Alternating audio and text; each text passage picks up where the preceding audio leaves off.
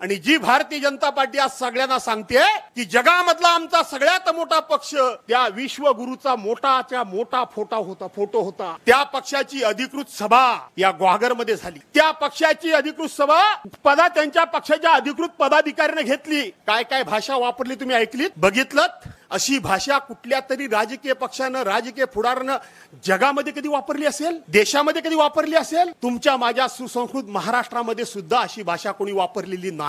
जी भाषा मी आक्रमक आहे, मी जहाल आहे, पण माझ्या भाषेचा कधी स्तर मी कधी घालवू दिला नाही, त्याचा उल्लेख मी या ठिकाणी करणार नाही। पण मला एकच त्या विश्वगुरु पक्षाला फक्त एवढंच सांगायचं आहे की अधिकृत पक्षाच्या व्यासपीठावरून वापरलेली भाषा आणि ती जेव्हा भाषा वापरली जात होती त्या व्यासपीठावर बसलेले आणि समोर बसलेले टाळ्या वाजवत होते। काही लोक फिदी हसत होते। कोणता पक्ष? जो पक्ष सभ्यामिवट म्हणून सांगतो, जो पक्ष साधन सुचितेच्या गोष्टी सांगतो, जो पक्ष आम्ही सुसंस्कृत आहे म्हणून सांगतो, जो पक्ष आम्ही आया बहिणींचा आदर करतो म्हणून सांगतो, त्या पक्षाच्या व्यासपीठावरून अशा प्रकारची भाषा वापरली गेली। मनामध्ये प्रचंड वेदना आहेत, पण त्याबद्दल मी या ठिकाणी भाष्य अजिबात करणार नाही। मला फक्त एवढंच टाळ्या वाजवणार नाही, फिदी करणार नाही एवढंच सांगायचं आहे। त्यानंतर त्या भारतीय जनता पक्षाच्या तालुका प्रमुखाची, तालुका अध्यक्षाची मी मुलाखत वाचली, त्यानंतर जिल्हाध्यक्षाची मुलाखत वाचली आणि बघितली, आणि त्यानंतर शीर्षस्थ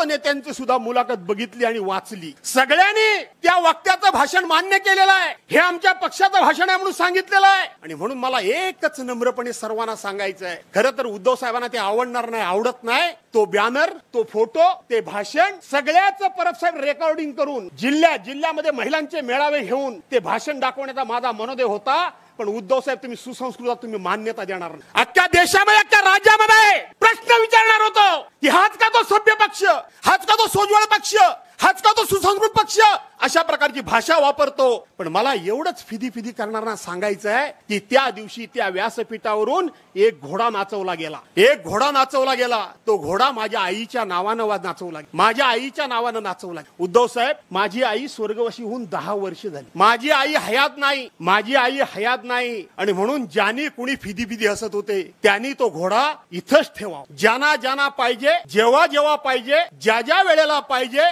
जितक्या वेळेला पाहिजे त्या वेळेला तो घोडा नाचवावा, जरूर नाचवावा। आणि तो घोडा फक्त फिदी हसू नका, तर जेवढं पाहिजे तेवढं सेलिब्रेशन करून घ्या, कारण माझी आई हयातच नाही, त्यामुळे तुमचा घोडा तुमच्याकडे राहू द्या आणि आनंद व्यक्त करा।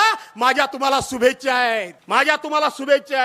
आणि म्हणून बांधवांनो, भगिनीनो, उद्धव साहेबांना तुमच्या वतीने शब्द मी देतोय। उद्धव साहेब, तुम्ही उन्हातानातून फिरताय, हा मतदारसंघ हा बाळासाहेबांच्यावर, आपल्यावर प्रेम करणार आहे आणि आम्हाला सुद्धा कार्यकर्ता म्हणून सातत्यानं आमच्या शब्दाला मान देणार आहे।